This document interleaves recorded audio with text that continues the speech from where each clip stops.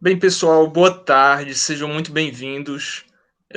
Eu queria aqui, desde já, para a gente respeitar a pontualidade do nosso evento, né, do nosso participante também, quero aqui, desde já, saudar todos aqui presentes, o nosso palestrante, nosso convidado, o professor Rafael Giorgio Dalla Barba, que, além de advogado, é um grande pesquisador em filosofia do direito, teoria da argumentação, concluiu mestrado lá na Unicinos, com a orientação do professor Lênio Streck, e hoje está aí na reta final do doutorado na Alemanha, em Freiburg, com o professor Ralf Poscher, que é um dos maiores teóricos hoje da proporcionalidade, dos princípios jurídicos, enfim. Quero saudar também o professor Lourenço Torres, aqui presente, todos os alunos, enfim, todos os que estão participando aqui. A ideia do evento, do Centro de Estudos de Direito Alemão e Comparado, é justamente tentar apresentar uma proposta também para os alunos, professores, né? De tentar realmente construir aos poucos um projeto de pesquisa diverso, com diferentes professores, pesquisadores, com diferentes propósitos, mas todos eles relacionados com uma proposta de investigação da dogmática jurídica, da teoria do direito, a partir de algumas das lições dos alemães, a partir de algumas discussões alemãs que muito influenciam e influenciaram o direito brasileiro. Então, depois a gente conversa um pouco mais, no final a gente pode discutir aqui algumas perguntas, e para a gente não perder muito tempo, eu quero já passar a palavra ao professor Rafael Giorgio, que falará a respeito, primeiro, das suas experiências de pós-graduação, como o jurista brasileiro pode pensar em fazer pesquisa sobre o direito alemão, como ele fez para ir estudar na Alemanha, enfim, como isso influenciou a vida dele, e em seguida falar um pouco sobre essa influência, né, da dogmática alemã, das teorias alemãs na construção do ordenamento jurídico brasileiro. Então, professor Rafael, muito bem-vindo, a palavra é sua. Então, boa tarde a todos, né? Eu também quero já agradecer ao convite do professor Pedro de Oliveira Alves, e também pela iniciativa desse encontro, a presença também do professor Lourenço e dos demais colegas, estudantes em geral, interessados, pesquisadores, enfim. Para mim, vai ser uma alegria poder aqui compartilhar um pouco das minhas experiências com vocês. E a minha intenção é não falar tanto, não fazer uma fala tão longa, para deixar um tempo maior no final, para eventualmente a gente conseguir dar um zoom maior nas perguntas, que daqui a pouco alguém tem um interesse maior, né? Então, para a gente não perder muito tempo, vou fazer uma pequena introdução sobre a minha trajetória, e aqui dando um pouco de um feedback sobre como é que funciona o dia a dia na pesquisa na universidade alemã, na área do direito, claro, e especificamente na área de filosofia do direito, né? E mais especificamente ainda na área de hermenêutica jurídica, né? Então, assim como o professor Pedro mencionou, fiz a minha trajetória na graduação e no mestrado na Unicinos, lá em São Leopoldo, no Rio Grande do Sul, onde eu nasci. Nasci numa cidade um pouco mais ao norte, né, chamada Novo Hamburgo, que tem também colonização alemã, e o que foi, digamos assim, bastante decisivo para mim foi que já desde a época da graduação, eu comecei a fazer iniciação científica e também estudar o idioma alemão. Isso aí foi realmente muito importante. Tive alguns professores que me orientaram nesse sentido, eu já tinha interesse por filosofia do direito, por temas de teoria constitucional naquela época, e os professores me diziam já, olha, que se você quer realmente se aprofundar nesses estudos e nessas discussões, comece a fazer alemão, para poder não apenas ler no original, o que é sempre uma vantagem, né, não ficar dependendo de traduções aqui e acolá, mas também estar por dentro ou a par das discussões atuais que são feitas no campo germânico, né, não só na Alemanha, mas como na Áustria também, né. Então, isso aí foi uma questão que é fundamental, né, ter o contato e o acesso com o idioma alemão. Eu sei que é bastante complicado, que é bem difícil mesmo, ainda mais para conciliar com os estudos do próprio direito e com outros afazeres, mas, como todas as coisas, digamos assim, que tem um valor duradouro, vale a pena, né? Vale muito a pena estudar o alemão, não só, eventualmente, para os fins de pesquisa acadêmica, jurídica, né? Mas como, digamos assim, uma bagagem cultural absolutamente ímpar, né?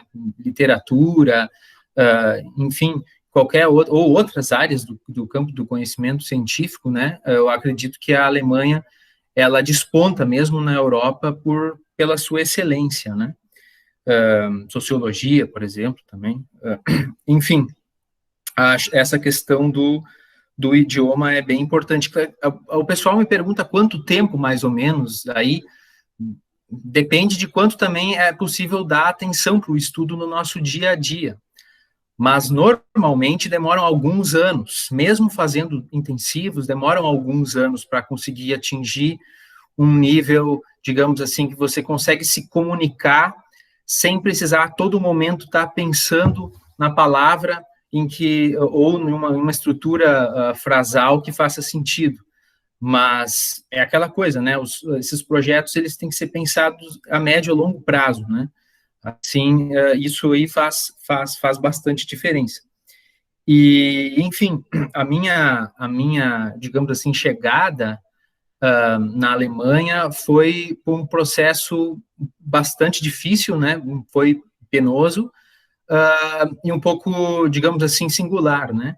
Eu, já na época do mestrado, que já estava com o meu alemão já avançado, tive acesso a algumas obras do que é hoje o meu orientador, professor Ralf Poscher, porque o meu objeto de estudo era uma crítica à teoria do professor Robert Alexy, né, que, para quem não sabe, é também um professor alemão da Universidade de Kiel, hoje ele já está aposentado, que faz muito sucesso não só no Brasil, como na América Latina inteira, né, na sua teoria dos princípios, principalmente.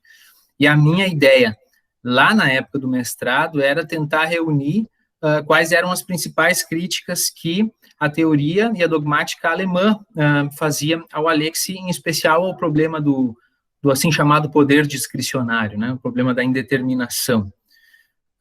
E aí eu conheci esses textos do Poscher, e acabei fazendo traduções dele e publicando no Brasil também, e aí estabeleci um contato com o professor Ralf Poscher e tinha interesse de fazer uma tese com ele sobre um tema um pouco diferente da teoria dos princípios, mas que tem alguma relação, que tem a ver com indeterminação, né, esse seria o tema comum, mas olhando sobre do debate metaético, né.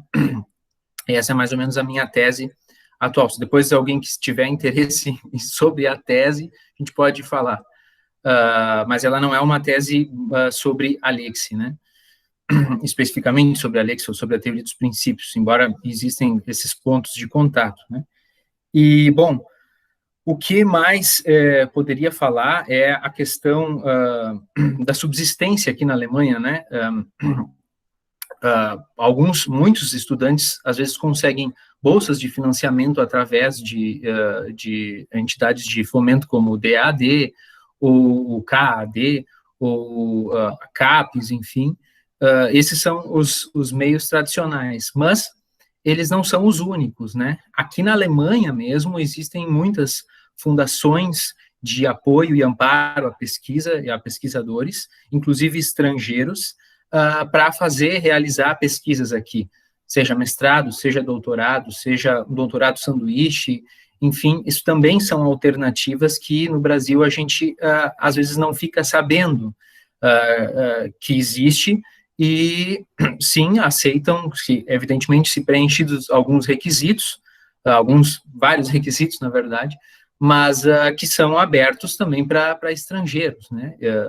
E eu sou um exemplo, né? Eu sou bolsista de uma fundação chamada Stiftung der Deutschen Wirtschaft, que é uma fundação que recebe fomento não só do Estado alemão, como também da iniciativa privada, para justamente poder fomentar a pesquisa de excelência na Alemanha, né? Então, claro que a maioria dos meus colegas de Stiftung são alemães, mas não são só alemães, né? E isso também acaba sendo uma alternativa para quem, por exemplo, por alguma razão não quer esperar até abrir um edital do DAD ou alguma coisa assim, ou às vezes acaba não sendo selecionado, enfim. O que eu posso dizer é que as oportunidades não são tão restritas como a gente parece, mas, é claro, precisa passar por esses procedimentos, né? No meu caso, foram 3 etapas, né? A etapa de análise dos requisitos formais, né? De já estar matriculado no doutorado, já ter 2 professores dando cartas de recomendação em alemão e inglês, aquela coisa, mais uns outros requisitos formais. A segunda etapa, análise do projeto, né? Em alemão também, do projeto do doutorado, e a última fase foi uma entrevista em Berlim com outros postulantes sobre o projeto e também sobre a sua trajetória e qual a perspectiva para o futuro, né? E aí depois eu tive a felicidade de ter sido contemplado com essa bolsa, né? E por isso que eu já estou aqui na Alemanha já faz quase 3 anos, né? Vai completar 3 anos. De doutorado, enfim, pude nesse tempo, então, participar da academia alemã, em Vorlesungen, em seminários, em colóquios, né? Vorlesungen, para quem não sabe, Vorlesungen, né, para quem não sabe, são aulas expositivas nas universidades alemãs, só que, às vezes, elas têm, digamos, um formato um pouco diferente. Quando se está participando de Vorlesungen em Rechtsmethodologie, né, que é o nome da Vorlesung, que é metodologia do direito, em que são normalmente turmas menores com os alunos que já estão numa parte mais avançada do curso e que têm interesse por essa disciplina, ou seja, não é aquelas aulas em que tem lá 60, 80, 100 pessoas, né? É um círculo menor, de mais ou menos 10, 15 pessoas no máximo, que tem interesse nesses temas mais profundos, mais pesados, um pouco mais complexos, né? Que eu também acho bem interessante o modo como se expõe também, do ponto de vista do ensino, né, da pedagogia mesmo, como essas disciplinas têm, digamos assim, um valor e um método diferenciado de ser expostas aqui na Alemanha, né? Às vezes essas questões que são muito, digamos assim, que as questões ficam muito no detalhe, né? Muitas vezes elas não conseguem ser expostas da melhor maneira se é para um público muito, muito, muito grande ao mesmo tempo. Muitas coisas vão acabar se perdendo. Então, esse é um ponto também interessante aqui. E, além disso, né, em relação aos seminários, que também são, digamos assim, eles são opcionais, todos os alunos vão ter que fazer algum dos seminários, mas os professores oferecem seminários a cada semestre, né? Então, nesse semestre vai ser um seminário sobre o tema X, no semestre que vem vai ser um seminário sobre o tema Y, com outro professor. E o conteúdo vai depender do que aquele professor está pesquisando na sua própria Lehrstuhl, né? Na sua própria cátedra.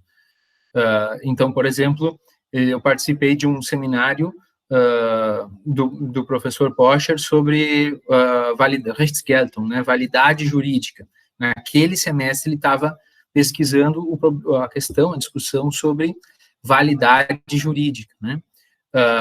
Teve também um seminário, no primeiro semestre que eu cheguei, do professor Matthias Jester, que era Teoria dos Direitos Fundamentais no século XXI.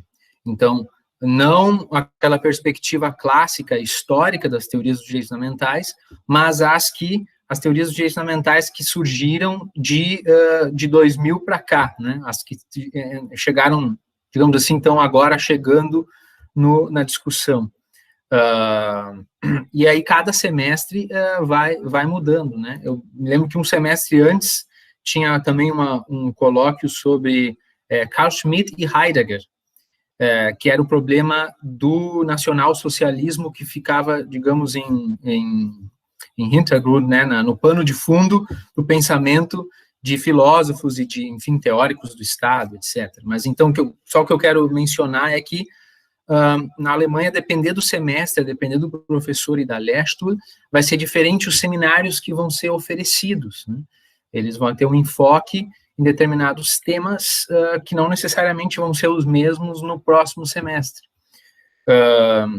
E isso é interessante porque, na minha opinião, pelo menos, porque isso deixa, digamos, por um lado, o professor mais à vontade, porque é o tema que ele está pesquisando, ou seja, que ele tem interesse, e também por parte do aluno em ele se sentir mais próximo das discussões que são feitas pelos próprios professores. E não só aquele modelo, digamos assim, já está pré-estabelecido, em que vai ser sempre aquilo do início ao fim do semestre. Claro que tem as Vorlesungen que devem ser assim, né? Mas os seminários e as Vorlesungen lá do último semestre, como Rechtsmethodologie, não, eles têm esse formato já, como posso dizer, que varia em cada semestre. Então, isso é uma questão interessante, assim, que o pessoal no Brasil às vezes não sabe, né? Uma questão interessante também é que aqui não existe, assim, uma distinção estrutural entre a pós-graduação, mestrado, doutorado, enfim, e a graduação. Não existe essa, digamos assim, essa rigidez, né? Tanto que muitos alunos não fazem o mestrado, eles fazem direto o doutorado, né? O mestrado não é um pré-requisito para fazer o doutorado aqui. Eu não sei exatamente o porquê, as razões históricas, mas na Alemanha, aqueles estudantes de direito que querem ser professores, pesquisadores, eles precisam fazer primeiro o doutorado, né, o que eles chamam aqui de Promotion, e depois do doutorado, eles fazem, então, eles recebem um Ruf, né, uma chamada, digamos assim, de algum professor catedrático para fazer a habilitação, né, para habilitar, porque eles vão se habilitar a lecionar, essa é a ideia. Então, você só pode, então, lecionar numa instituição de ensino superior na Alemanha se você, como professor titular, claro, se você está habilitado, né? Então, não existe um prazo para terminar a habilitação, né? Mas, normalmente, demora mais ou menos uns 5, 6 anos, né? Pelo menos. Por isso que é muito difícil na Alemanha de ver professores titulares mais jovens, né? Normalmente, terminando as obrigações com o exame estatal, depois o doutorado, e depois uma habilitação, supondo que esse aluno faça tudo direto, sem fazer nenhum tipo de pausa, ainda assim é difícil de ver professores com menos de 40 anos, né? Então, se nota que a Alemanha dá bastante, digamos assim, atenção à carreira acadêmica, né? E o que mais que eu acho também interessante, antes de entrar no tema da influência da doutrina alemã sobre o nosso direito no Brasil, né? Estou tentando vendo alguns paralelos que possam ser interessantes. O que também eu achei que fica bastante marcado aqui é muito claro essa distinção entre o que compete ao direito privado, o que compete ao direito público e o que compete ao direito penal. Às vezes, a gente, conversando com alguns outros colegas, a gente nota que é difícil até de ter uma espécie de comunicação entre esses ramos, de tão bem estabelecidos que eles estão. Às vezes está numa discussão, e se você traz um exemplo, você está conversando com alguém do direito privado, por exemplo, traz um exemplo do direito público, diz, não, mas esse é direito público, então a lógica é totalmente diferente, às vezes não, né, mas me pareceu, pelo menos na minha experiência, que às vezes no Brasil a gente não coloca, pelo menos nessa perspectiva teórica, a gente não dá, digamos, a devida luz sobre essas especificidades do discurso de cada área do direito, né? A gente, às vezes, já parte dizendo que o direito funciona assim ou assado, mas, espere, que direito, né? Qual área, qual contexto especificamente, né? E aqui, isso é uma das coisas que já, de saída, né? Öffentliches Recht, Zivilrecht, Strafrecht, eles já vão perguntar exatamente em que ramo do direito que se está falando, né? Mas, enfim, já estou, então, entrando nessa discussão mais de mérito, de conteúdo, né? Já na segunda parte. Eu acho que tem, assim, 2 pontos centrais para a gente poder conversar ou dar um enfoque maior sobre essa relação entre o direito alemão e o direito brasileiro, né? O primeiro, que é mais evidente, é que os dois fazem parte da família ou da tradição da civil law, né? Tanto o direito germânico quanto o direito brasileiro tem essa mesma raiz, né, em contraposição aos países anglo-americanos, né, Inglaterra, toda a Grã-Bretanha, Estados Unidos, Canadá, que tem o modelo da common law. Claro que, evidentemente, que tem coisas muito interessantes e que é possível fazer esses transplantes de uma tradição para outra, mas, às vezes, acaba gerando uma espécie de ruído que não acontece se são 2 tradições de civil law que estão sendo aí colocadas nessa mesma balança, né? Isso já é um grande salto e uma grande aproximação. Agora, o segundo ponto interessante, que já entrando na questão do direito comparado mesmo, é a influência de fato que as decisões do Tribunal Constitucional Federal Alemão exerceram sobre o nosso Supremo Tribunal Federal, em primeiro plano, e sobre a nossa doutrina jurídica, né? Em especial aqui, eu vou me limitar mais à doutrina do direito constitucional, que eu tenho mais proximidade do que no direito penal, no direito civil, mas imagino que também tenha uma influência tão grande quanto, né, nas suas respectivas Lehren, mas no direito constitucional isso é bastante evidente, né? Não é poucas vezes, eu diria que talvez seja até a maioria das vezes, que a gente vai ver termos que são escancaradamente trazidos, né, importados da Alemanha para o Brasil. Às vezes com maior precisão, às vezes com menor precisão, às vezes transformando numa espécie assim de vulgata ou de simplificação dessas teorias ou dessas expressões, mas o fato é que elas migraram, né? A gente tem aí exemplos da proibição de excesso e proibição de proteção insuficiente, dimensão subjetiva, dimensão objetiva dos direitos fundamentais, o princípio da proporcionalidade, ponderação ou sopesamento, a própria teoria dos princípios de Robert Alexy, enfim, são conceitos que vêm do direito alemão, né? Ou seja, da jurisprudência do Tribunal Constitucional Federal, ou seja, da própria doutrina, né?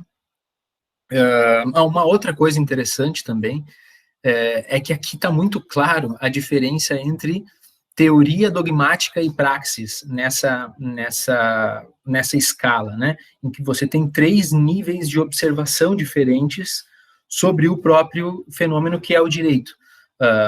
A praxis, enquanto digamos assim, aquelas autoridades que estão, não só autoridades, né, mas aqueles sujeitos, aqueles agentes que participam da criação e da aplicação do direito diretamente, como advogados, como juízes, como promotores de justiça, como até agentes de trânsito, atribuindo e dando multas, por exemplo. Nesse nível de observação, nível da praxis, aí o nível da dogmática, em que ela vai tentar, então, olhando para as decisões, para a maneira como o direito se comporta, vai tentar, na margem do sistema, estabilizar e sistematizar o que está sendo construído seja pela via legislativa, seja pela via administrativa ou judiciária, e transformar isso em manuais, enfim, onde os estudantes de direito vão consultar e os Rechtspraktiker, né, a gente tem uma expressão um pouco estranha, né, os operadores do direito, vamos usar,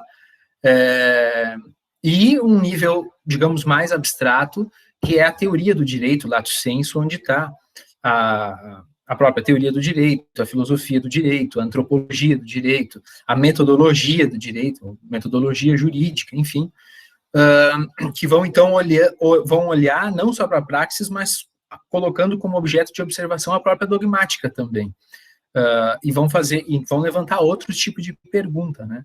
Então, fica bastante, assim, claro, analiticamente, qual é a função, qual é o objeto e qual é o parâmetro de análise de cada um desses agentes, digamos assim, que formam as Rechtswissenschaften, né, as ciências jurídicas, e não só o direito, né? O direito é o objeto da ciência que o investiga nesse sentido, ou das ciências, né? Aí antropologia do direito, teoria do direito, dogmática jurídica e assim por diante, né? E, enfim, esse primeiro, digamos assim, primeiro passo me parece claro. Agora, um outro passo interessante, que não sei se é tão evidente assim, é que esses conceitos e essas doutrinas, na minha opinião, eles acabam surgindo justamente por um problema que eu considero central, que é o problema da interpretação do direito, né? Nós temos uma grande dificuldade de interpretar a nossa Constituição, não só a Constituição, mas particularmente a Constituição, não só por causa da extensão semântica daqueles conceitos que estão lá, como os direitos fundamentais, né, a liberdade de expressão, né, a liberdade de manifestação do pensamento, etc., né, o que cai ou não sobre a proteção desses direitos, desses conceitos. E justamente por ter essa dificuldade interpretativa e a maneira como esses direitos vão se relacionar com o direito infraconstitucional, é que acaba, então, surgindo também o contato com temas de hermenêutica jurídica, né? Hermenêutica jurídica, para quem não sabe, é um ramo, por ser jurídica, né, um ramo de uma disciplina mais geral chamada hermenêutica, né? E hermenêutica não é exclusiva do direito, né? Hermenêutica é uma disciplina que se estuda normalmente nas ciências do espírito, claro, né? Na filosofia, muitas vezes, e ela se desdobra entre hermenêutica, pelo menos entre hermenêutica filológica, hermenêutica teológica e hermenêutica jurídica, né? Então, a primeira como interpretação de textos clássicos, né, ou de grandes poetas como Homero, ou como os pré-socráticos lá na antiguidade, uma hermenêutica teológica para interpretar os textos sagrados, né, a Bíblia Sagrada, por exemplo, o exemplo mais claro, o que de fato os profetas queriam dizer com aquelas escrituras, e em último plano, mas não hierárquico, né, uma outra vertente é a hermenêutica jurídica, que é, digamos, para recepcionar o que os juristas romanos queriam dizer, né? Assim começou a hermenêutica jurídica, digamos, dentro da Alemanha, na tradição germânica, né? E, claro, que o nome mais importante foi Friedrich Carl von Savigny, no início do século XIX, em que ele tinha esse grande trabalho, né, não só de sistematizar todo esse material, como também de conseguir fazer a recepção do direito romano dentro do direito germânico. Então, o problema da interpretação, na verdade, ele é até mais antigo que o problema da interpretação dos direitos fundamentais. E eu acho que, com o direito constitucional, e a centralidade do direito constitucional e a centralidade do Tribunal Constitucional Federal Alemão,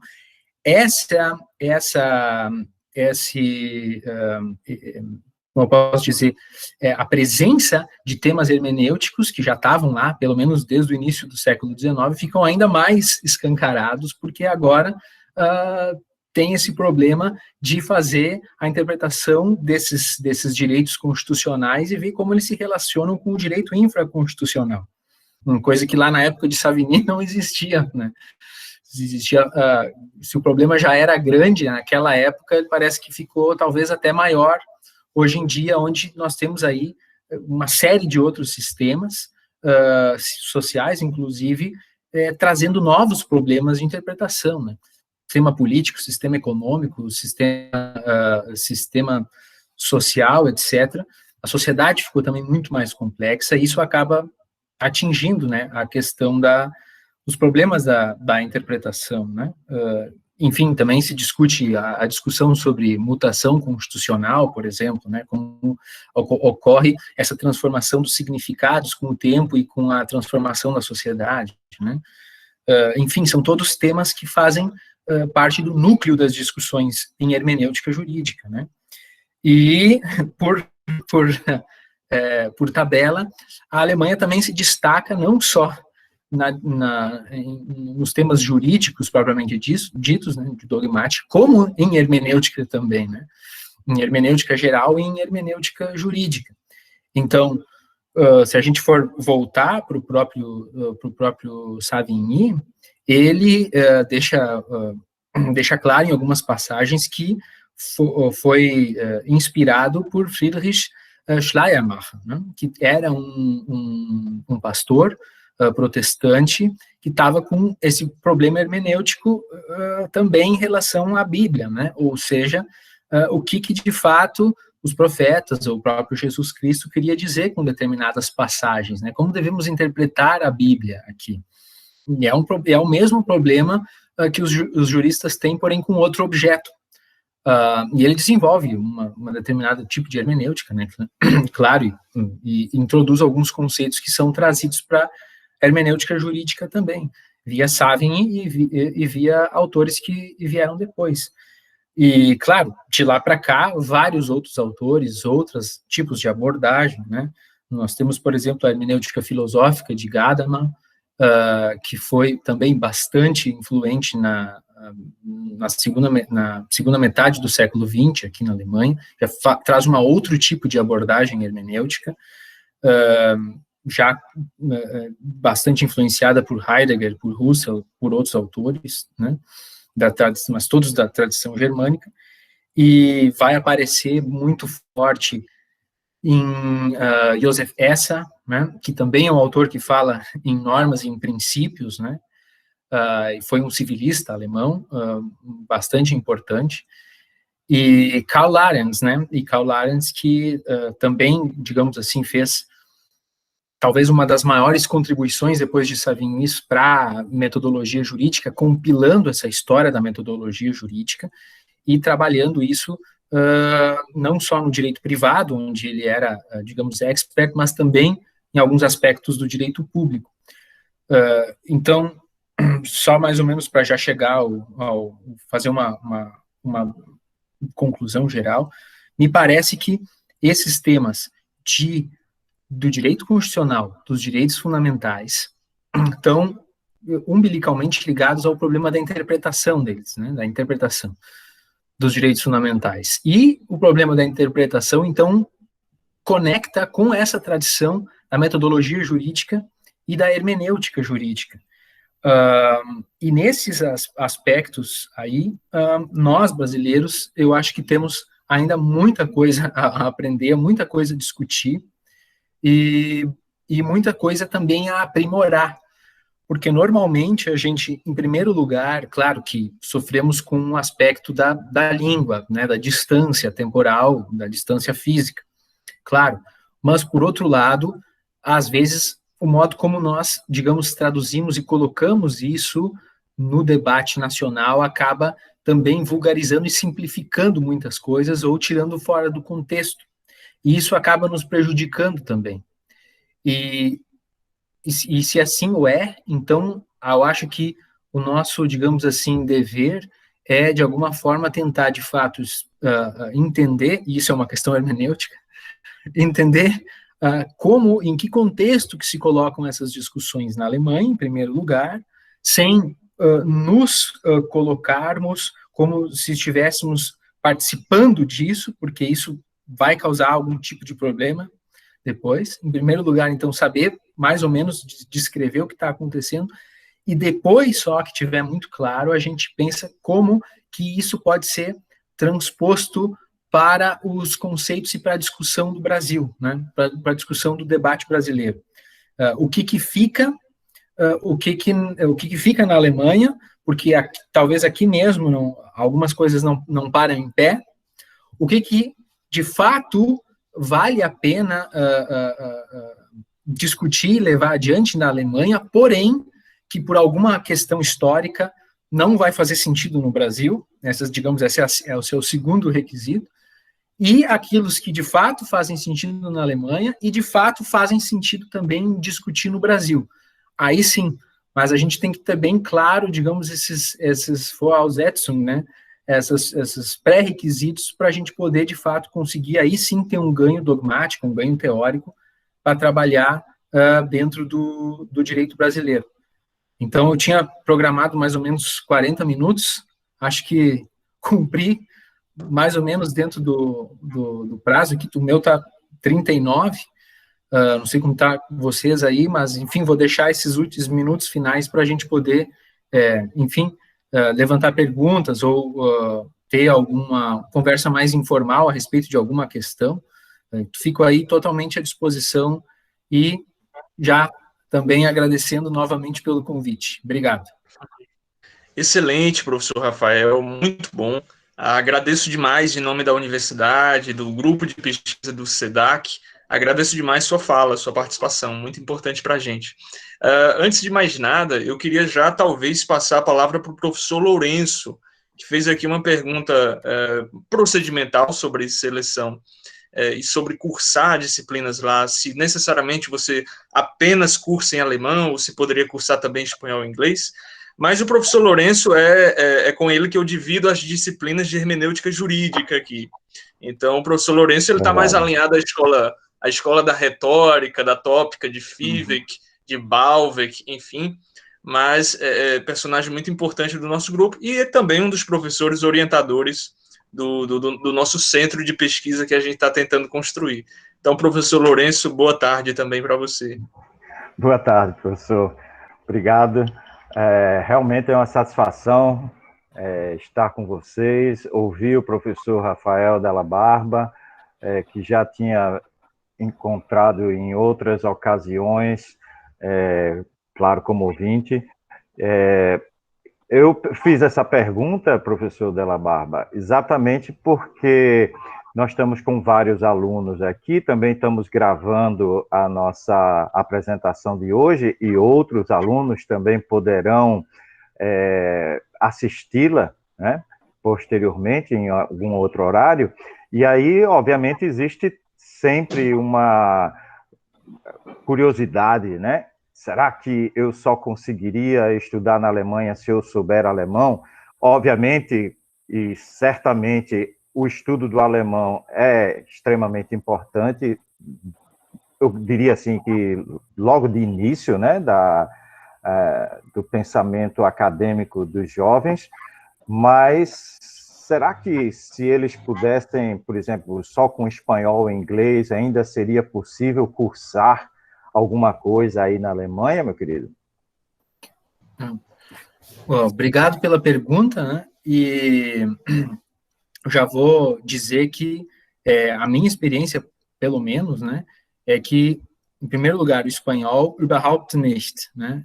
Diria que com o espanhol, com certeza não. Que, de fato, eu nunca vi nenhuma Vorlesung, nada ser oferecido em espanhol. Embora, isso eu acho interessante, muitos alemães têm interesse em espanhol, eles acham uma língua bonita, né? Eles acham isso uma língua exótica, mas dentro da academia, eu nunca vi nada sendo oferecido em espanhol, né? Agora, o inglês, as Vorlesungen e os seminários, na universidade, eles também são todos em alemão. O que eu acabei escutando, na época, o meu orientador, ele não era ainda diretor do Max Planck Institute, ele era decano na universidade, Ele tinha comentado que muitos alunos de fora pedem para as aulas serem em inglês. Porém, ele também disse que tem muitos alunos de fora que não querem inglês porque eles vieram para a Alemanha para estudar alemão. Então, eles ficaram, ele disse, então nós estamos aqui num digamos assim, dilema, hard case, um tragic choice. Mas, eu acredito que, então, eu diria que teria que saber de fato o alemão. Mas, se pesquisar bem, e se olhar principalmente nessas programas de institutos de pesquisa como o Max Planck, eu acho que as ofertas em inglês são muito maiores, né? Porque a ideia aí é não formar juristas alemães, né? Mas, digamos assim, Deutschland nach außen, né? Abroad, exportar a Alemanha para fora. E claro que a comunicação em inglês aí favorece muito, muito, né? Agora, se a ideia é conhecer o direito alemão, ou ver como funciona a formação de um jurista alemão, aí eu acho que realmente não tem jeito, aí vai ter que realmente saber o alemão. Inclusive, o próprio professor Poscher me disse, olha, venha para a Alemanha depois que já tiver com o alemão já num high level, né, num nível elevado. Porque senão você não vai conseguir acompanhar as Vorlesungen, não vai conseguir acompanhar os seminários, e no limite, mesmo que tenha alguma forma de fazer o doutorado em outra língua, tem o Rigorosum, e o Rigorosum é um procedimento que ocorre depois da entrega da tese, em que são feitas avaliações escritas da tese, e depois que tem essas avaliações, o doutorando, então, ele se matricula nesse Rigorosum, que são provas orais sobre temas de direito alemão. Então, não é uma defesa da sua tese, como ocorre no Brasil, né? Apenas. Não defende a sua tese, porque ela já foi avaliada pelos pareceristas e já tem um parecer escrito. É feito um procedimento oral sobre... Aí os professores vão decidir, né? Então, por isso que eu enfatizo que ainda, embora eu acho que é nesse caminho que as coisas estão se direcionando no futuro, né? Cada vez mais em inglês, mas ainda o alemão, ele é grundsätzlich. Essencial. Ele é essencial, ele é principal, essencial. Gostaria de aproveitar também, professor Pedro, para fazer uma indicação para os alunos desses... Na verdade, são 2 volumes, né, do pensamento alemão no século XX, organizado pelo professor Jorge de Almeida e por Wolfgang Bader. É um texto que traz grandes alemães que terminaram influenciando o pensamento em geral e inclui alguns juristas, não são apenas juristas. É uma obra muito legal porque está toda em português. Um livrinho, é pequeno, mas é bem substancial. Acho que vale a pena, se alguém quiser se aprofundar, né, de alguma forma. É da Cossack Knife, tá? É uma coleção, e aí esses volumes, o 19 e o 20, eles são dedicados ao pensamento alemão no século XX. Então, para os alunos, né, que quiserem um aprofundamento do pensamento, né, esses autores que escrevem a respeito dos principais autores alemães, trazem e deixam aqui a sua contribuição, que vale muito. Agora, eu ainda gostaria de pegar mais uma perguntinha para o professor Dalla Barba, tá certo, Pedro? Depois eu deixo a palavra com você. Você, professor Rafael, teria algum comentário a fazer em por que é que no Brasil a gente tem, em termos de teoria do direito, uma influência maior de alemães do que até mesmo de americanos, mesmo tendo tantos americanos produzindo alguma coisa no sentido de teoria do direito? É uma excelente pergunta, né? Por que nós, enquanto brasileiros, teríamos sido mais influenciados pela doutrina germânica que a norte-americana? Olha, eu acho que talvez razões históricas iam poder explicar isso no seguinte sentido, que os professores que ocuparam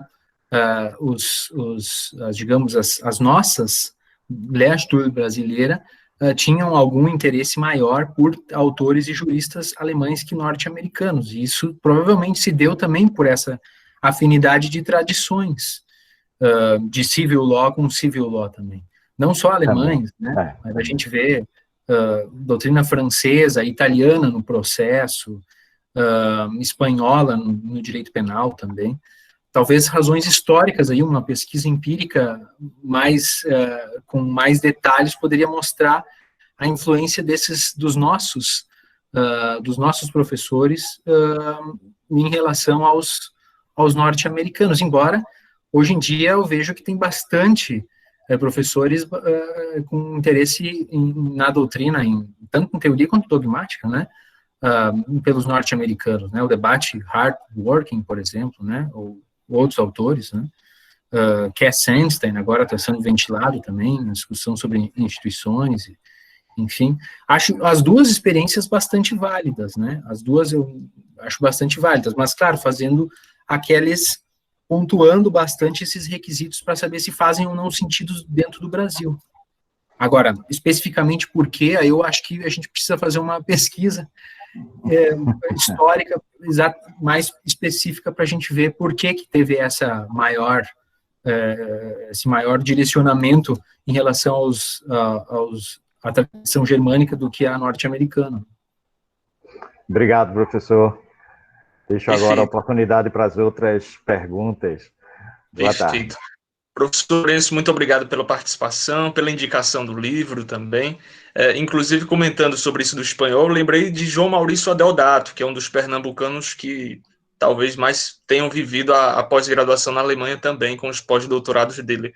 E o João Maurício Adeodato dizia o seguinte: olha, o espanhol nem é um idioma estrangeiro, é um português mal falado, né? Isso é clássico dele. É só para, enfim, quebrar o gelo. Verdade. Né? Tem o Técio, né? Técio também, Lênio, né? São bastante aprofundados na área do direito alemão também. Exato. Inclusive, essa importância da dogmática alemã em Pernambuco, ela não é uma coisa de alguns anos, né? Se a gente for parar para pensar, Tobias Barreto, lá, o sergipano que... a escola do Recife, né? A escola do Recife é uma escola germanizada, né? Então, exato. Influência do Jhering.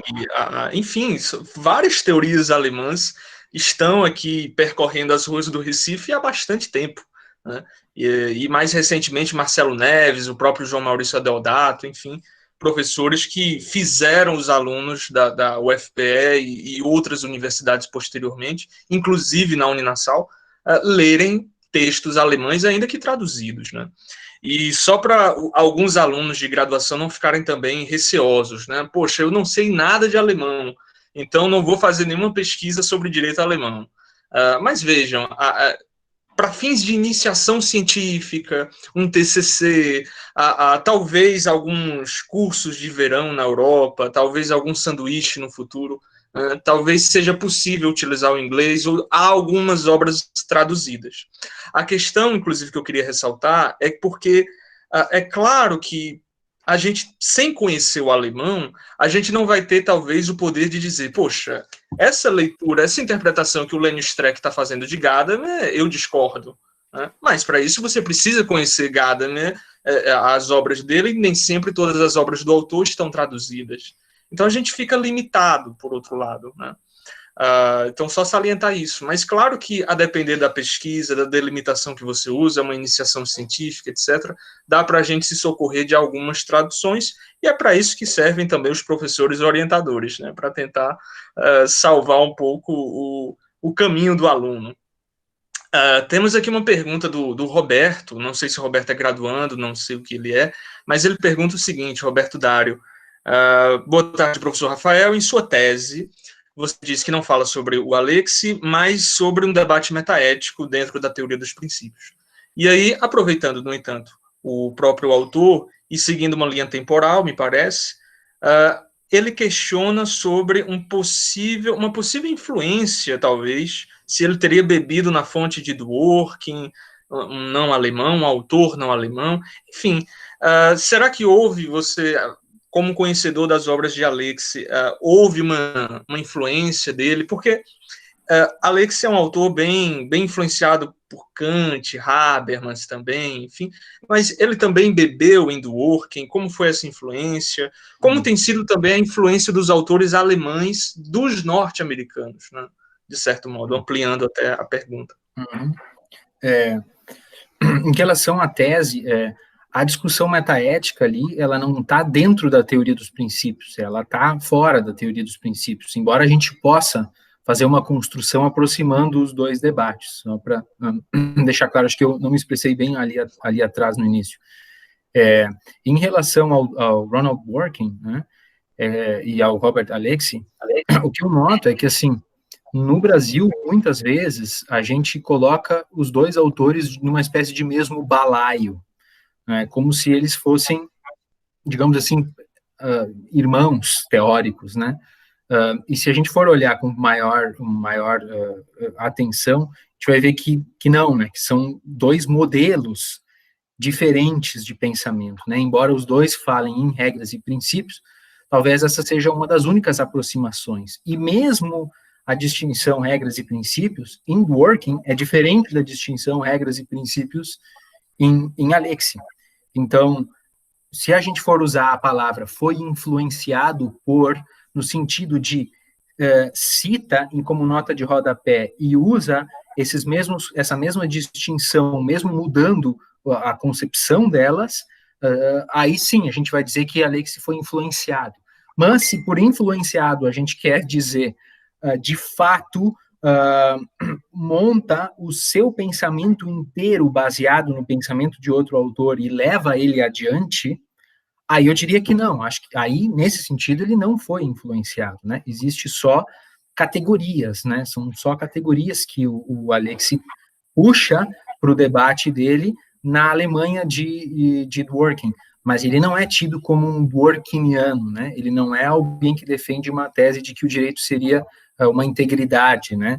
Ou que ele seria, agora, no último livro do Dworkin, né, escrito em vida, né, ele fazia parte de uma teoria da moralidade política que, por sua vez, faz parte de uma teoria ainda mais geral sobre o que é viver bem, uma teoria que vincula, então, direito, política e ética no todo, né? Alexis não faz isso, né? Alexis tem uma outra preocupação. E os autores americanos, a influência dos americanos na Alemanha, em geral, eu diria que ela é bem baixa, na verdade, né? Eu não sei se é porque eles, digamos assim, se sentem bastante orgulhosos pela tradição deles, mas é muito difícil. Eles estudam, eles conhecem, claro, né? Eles têm um interesse, óbvio, muito grande, né? E são muito sérios quando vão avaliar, mas é muito difícil de um autor entrar, um americano, né, ou alguém da Common entrar no debate metodológico a ponto de ser tomado como referencial teórico. Não, agora vamos abandonar algum dos nossos referenciais teóricos, seja Savin, seja Vivek, seja Esser, seja Larens, seja quem for, e aí vamos pensar o direito a partir das categorias de Ronald Dworkin, ou de Herbert Hart, ou de Joseph Haas, und so weiter, né? Isso aí eu ainda não vi aqui na Alemanha, né? Nesse sentido, a influência seria muito baixa. Eles se conhecem, mas, digamos, cada um no seu quadrado, mais ou menos, né? E, inclusive, é interessante ver como que, hoje em dia, as pesquisas são no seguinte sentido: pensar, por exemplo, Dworkin, ou pensar Hart, ou enfim, a lente ou à luz das categorias da metodologia alemã. Então, como ele é percebido, como Dworkin é percebido dentro do debate metodológico alemão, que tipo de problemas tem, que tipo de vantagens tem, esse tipo de coisa, né? É bastante interessante tu ver sob uma perspectiva alemã o debate de fora, né? E não como um ator que participa defendendo um ponto de vista, sou um positivista exclusivo, sou um positivista inclusivo, etc. Se colocando como um player, né? Mas não, como alguém de fora que vê esse debate ocorrendo lá. Isso é interessante, né? Muito bom. Eu queria, inclusive, aproveitar rapidamente, veja só, o SEDAC, né, a ideia de um grupo de pesquisa, na verdade, partiu de uma demanda de alunos, né, alunos que querem conhecer mais o direito alemão, enfim, as teorias alemãs. E aí, eu não sei se o Otto está nos escutando, o Otto foi um dos que trouxeram a ideia, coordenou, de certo modo, o movimento para a criação do grupo. Acho que o outro quer falar alguma coisa sobre o processo seletivo, ou mesmo fazer alguma pergunta ao nosso convidado. Otto, você está nos escutando? Bem, enquanto ele, não sei se ele está nos escutando agora, ou se ele saiu, mas Otto... Meu microfone está ok? Tá, o microfone está ok. Pode falar. Primeiramente, eu queria agradecer a disponibilidade e o presente que o professor Rafael deu para o SEDAC com essa bela palestra, né? Agradeço de verdade. E sobre o processo seletivo do Centro de Estudos de Direito Alemão Comparado, para aqueles que estão interessados, podem ir lá no nosso Instagram, SEDACPE, e no link da biografia do nosso Instagram vai ter o acesso ao edital. Então, para aqueles que estiverem interessados, podem ficar à vontade. O edital vai ficar aberto até o dia 28, né? Tem lá os requisitos para a inscrição, enfim.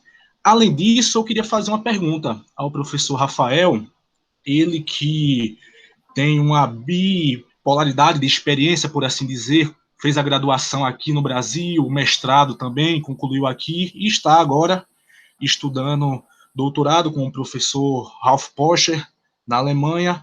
Então, eu queria fazer uma simples pergunta, professor. Existe uma realidade, uma distinção, uma diferença gritante entre essas duas realidades acadêmicas em questão de escrita, da própria pesquisa jurídica em si? O senhor, com a sua experiência, percebe que existe uma grande diferença entre essas realidades?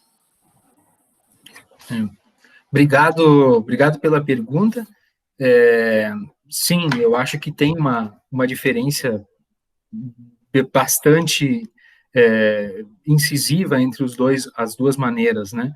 Não só a forma como é avaliado no sentido formal, em que os processos são totalmente diferentes, ou seja, aqui o procedimento, pelo menos na Universidade de Freiburg, mas eu acredito que é a regra, é em formato de rigorosum, né, nesse formato em que você entrega a tese, você espera pelo parecer do seu orientador, espera pelo parecer de um segundo avaliador, tem uma nota, com essa nota você se inscreve para fazer esse procedimento oral nas provas sobre direito alemão, que não tem nada a ver com a sua tese, vai ser com outros professores da universidade.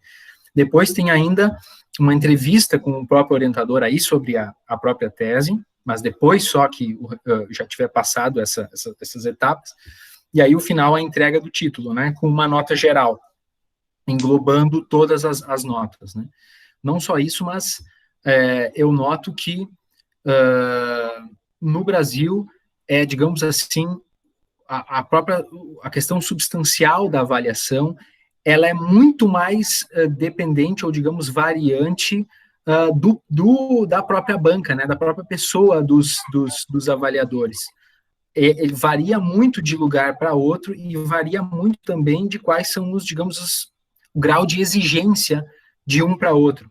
E aqui na Alemanha parece que é mais standard, e parece também que as categorias e os referenciais teóricos são muito mais claros e mais, digamos assim, respeitados, né?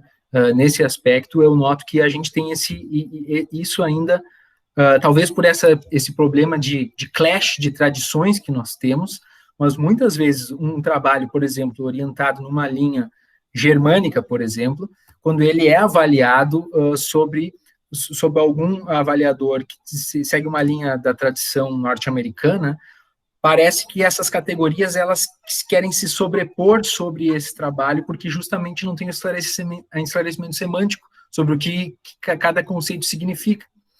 por exemplo, o conceito de princípio, né? O conceito de princípio, ele é complexo por isso. Então, evidentemente, que à luz de uma tradição norte-americana, falar em princípios como o mandamento de otimização, por exemplo, não vai fazer sentido e vice-versa. E aqui na Alemanha, talvez por eles estarem dentro de uma tradição já muito bem estabelecida, eles não têm esse problema, né? Então, em questão de avaliação, eu acho que na Alemanha acaba sendo, digamos assim, mais... Tu sabe o que você pode esperar no final das contas, né? Tu sabe o que mais ou menos vai ser, como vai ser avaliado, né? Dentro de que maßstab, né? De que parâmetro. E no Brasil é um pouco aleatório, né? A gente não sabe exatamente da onde vem a pancada, digamos assim, né? Justamente porque a gente está nessa colcha de retalhos, né? De tradições. Então, eu acho que isso aí é uma questão que a gente tem que, a nossa geração tem que, de alguma forma, superar, né? Nós temos que saber exatamente do que se trata os conceitos que a gente usa e qual é o background que eles estão estabelecidos, né? Isso aí faz toda a diferença no momento de avaliação mesmo, né? E quando a gente vai produzir novos textos, né? Aproveitando ainda uma última pergunta, talvez a gente não quer exigir demais também do convidado, né? Mas se alguém tiver, inclusive, alguma pergunta, pode escrever aqui no chat que a gente tenta responder, enfim, tenta aproveitar ao máximo o Rafael. Mas fazendo aqui uma pergunta breve, né? Por exemplo, na minha tese de doutorado, eu percebi que haviam algumas tradições muito bem delineadas lá. Por exemplo, existia a escola de Smend, Rudolf Smend, que influenciou autores como Konrad Hesse, Peter Heberle, enfim, que por acaso Konrad Hesse e Heberle são autores que muito influenciam Gilmar Mendes, por exemplo, né? Ou seja, Gilmar Mendes meio que estaria ligado a essa tradição da escola de Smend.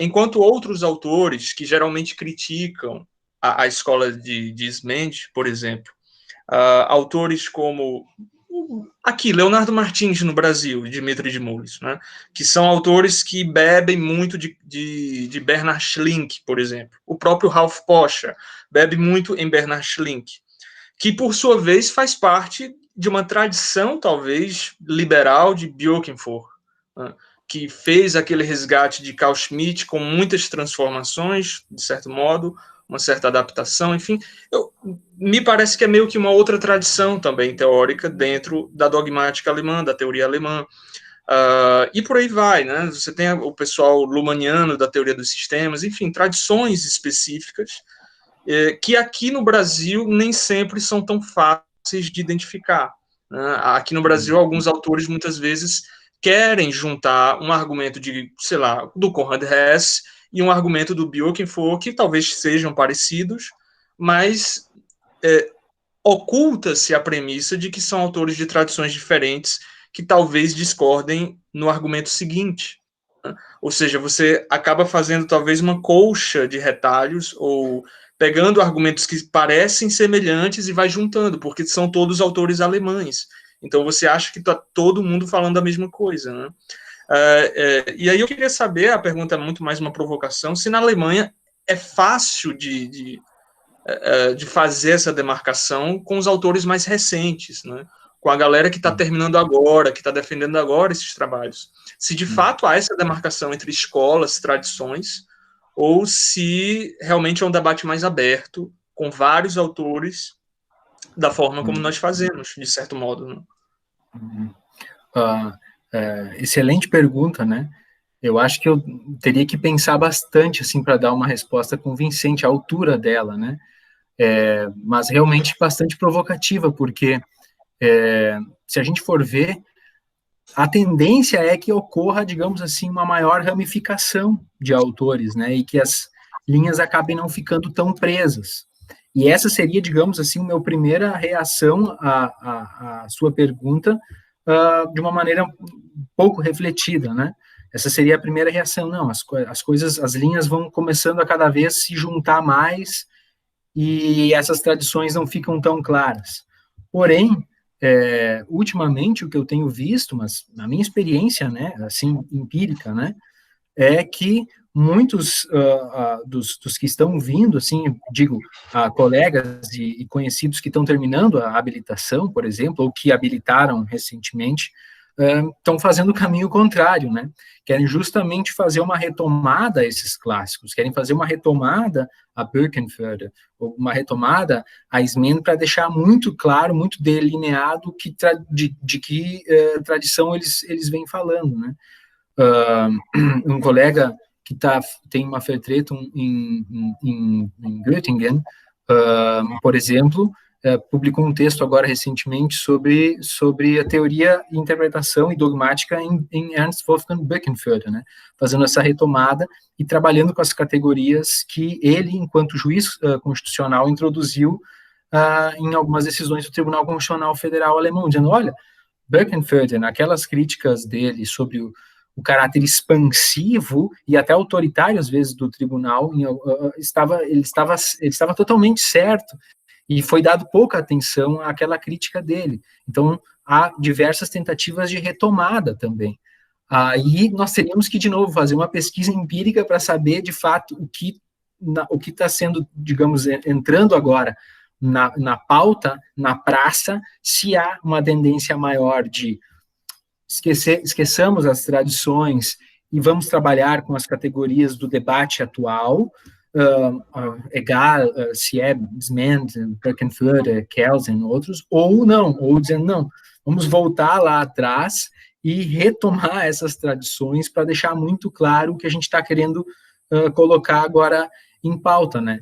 No Brasil, para finalizar, no Brasil, é exatamente isso que eu estava me referindo quando eu falei anteriormente, que há esse mix de autores, né, sem estar, de fato, esclarecido o que quer se dizer com aquilo. Então, pode ser a melhor tese do mundo, o autor mais brilhante do mundo. Se não está claro exatamente o que significa a utilização desses conceitos e dentro de que referencial teórico ele está, já não faz nem sentido ir para a página 2, porque a gente não sabe exatamente do que a gente está falando quando a gente usa esses conceitos, né?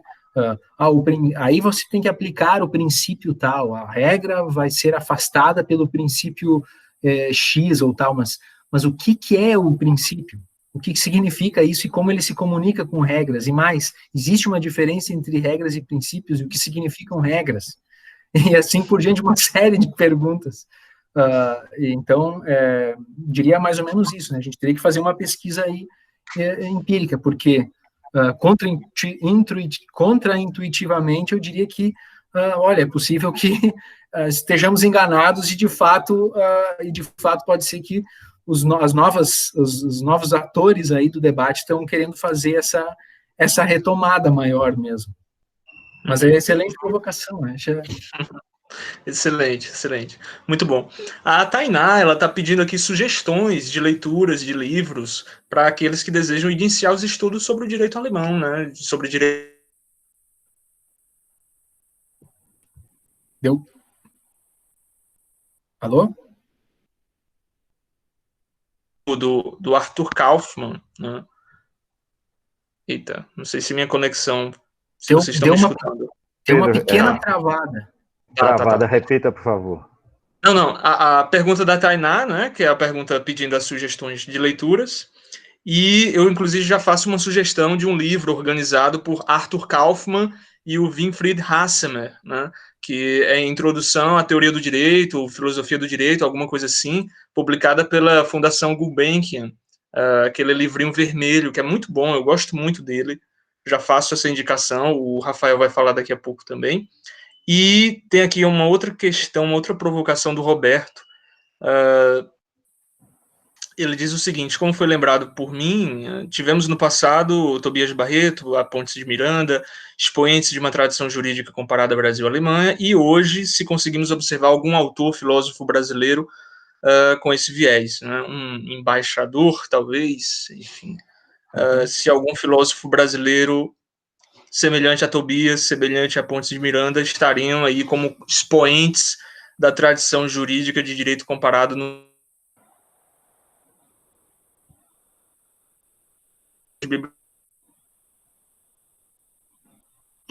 Eita, travei novamente? Só no finalzinho ali, mas eu entendi entendi a pergunta, só no finalzinho. Exato, tem o livro do Arthur Kaufmann, né, Introdução à Teoria e Filosofia do Direito Contemporâneas, e do Hasselmann, né, esse traduzido pela Fundação Calouste Gulbenkian. Esse é um livro de introdução à teoria e filosofia, né. Um livro para quem se interessa por hermenêutica e por metodologia jurídica é o livro também traduzido e publicado pela Fundação Calouste Gulbenkian, né, do Karl Arends, né, a Metodologia das Ciências Jurídicas. É um livro, assim, um calhamaço, mas ali, digamos assim, é a grande introdução e digamos, ele faz um panorama histórico de como se desenvolveu o pensamento metodológico na Alemanha até chegar nele, né? Agora, claro, tem muitas críticas a esse livro também, porque é Savigny à luz de Karl Arends, é Jhering à luz de Karl Arends, Jhering 1, Jhering 2 à luz de Karl Arends, é Kantorowicz à luz de Karl Arends, é Kelsen, né, sob a luz de Lares. Então, digamos, muitas críticas seriam de que ele não é um autor que está preocupado em ser o mais fiel possível a cada autor, mas ele também constrói o autor a sua própria teoria, né? E isso tem a ver um pouco com o referencial hermenêutico, que ele segue um pouco gadameriano, isso, né? Essa fusão de horizontes. Mas, de qualquer forma, esse é o mais indicado para quem quer fazer, digamos, um panorama geral de metodologia jurídica alemã. Agora, em direito constitucional e direitos fundamentais, eu acho que no Brasil, aí, claro, também vai depender de qual linha seguir, mas a linha da teoria liberal dos direitos fundamentais, que me parece ser a linha mais bem fundamentada, com as suas bases, né, teóricas e dogmáticas, é o manual do professor Leonardo Martins e do Dimitri de Moles, que eu recomendo. Tem um livro do professor Leonardo Martins também sobre liberdade e Estado constitucional, também pegando pontos específicos e aprofundando, não é um manual de direitos fundamentais, né? E a teoria alexiana também, muito influente no Brasil, os professores Virgílio Afonso da Silva, professor Trevisono, de Minas Gerais, também, o trabalho deles aí nessa perspectiva da teoria dos princípios, né? Que digamos, talvez seja mais influente na América Latina e, inclusive, no Brasil, né? E, claro, evidentemente, Carl Schmitt, né? O Carl Schmitt como, digamos, a base, um ancestral da teoria liberal dos direitos fundamentais, assim. Tem um livro aqui dele, vou pegar aqui que está, acho que está aqui, ó. É um livro em espanhol, ele foi traduzido para o espanhol, mas ele é uma coletânea de vários ensaios importantes, esse aqui, ó, Posiciones ante el Derecho, do Carl Schmitt, né? Esse livro aqui, ele, digamos assim, ele faz essa ponte, porque a gente não precisa daí ler em alemão, e ele reúne os principais textos aqui do Carl Schmitt, inclusive o texto dele sobre decisão correta, né, Richtige Entscheidung, que tem tudo a ver com o debate metodológico, né, ou seja, como devemos interpretar, enfim. E os textos clássicos estão aqui também, então, para quem quiser, aqui, ó, Posiciones ante el Derecho, esse livro aqui se encontra na internet, né, também bem interessante. Certamente eu estou esquecendo alguns autores, né, deve ter outros aí que agora não me vêm em mente, mas, enfim, eu acho que os básicos dos básicos seriam esses, né. Os clássicos, né? O professor Lourenço, ele escreveu aqui no chat o Sistema Jurídico Alemão e sua Terminologia, de Harvard Fischer, Direito Processual Constitucional Alemão, do já citado Leonardo Martins. Sim. Inclusive tem toda a obra dele sobre os casos do Tribunal Constitucional Federal. Então, quem quiser entender mais a parte prática, os principais casos, os principais julgamentos do tribunal, também fica a recomendação.